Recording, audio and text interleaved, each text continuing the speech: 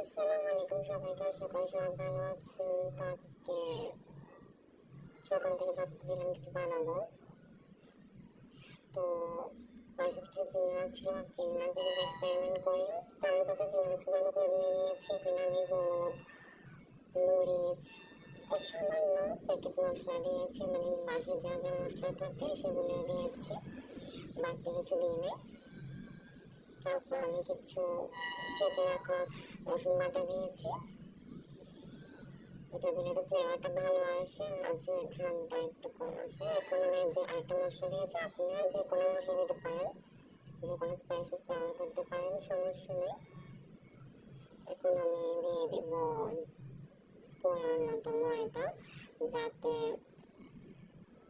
একটু আমি লবণ দিব, পরিমাণ মতো ময়দা দেবো, যাতে একটা ভালো করে মিক্স করতে পারি আমি জিনিসটাকে। এই জিনিসটা আপনারা যে কোনো সময় মেহমান আসলে আপনারা বানাতে পারেন, শর্টকাটে জিনিসটা হয়ে যায়, বেশি প্রয়োজন নাই, আর খেতেও খুব মজা হয়। এখন আমি এখানে দিচ্ছি এক্সট্রার মধ্যে বারবিকিউ সস। আপনাদের বাসায় টমেটো সস থাকে বা যে কোনো সস আপনারা দিতে পারেন, আমার বাসায় বারবিকিউ সস ছিল, আমি দিয়ে দিয়েছি। এটা দিলে একটা বারবিকিউ স্মোকি ফ্লেভার আসে, তাই খেতে মজা লাগে। এখন আমি এটাকে ভালো করে মেখে নিব। ময়দা অ্যাড করবো। বারবিকিউ সসের জন্য টেস্টটা আলাদা ডিফারেন্ট হয়েছে, আপনারা অবশ্যই ট্রাই করবেন। এখন আমি একটা বাটিতে নিব সামান্য ময়দা আর পানি, আর এখানে সামান্য লবণ দেব,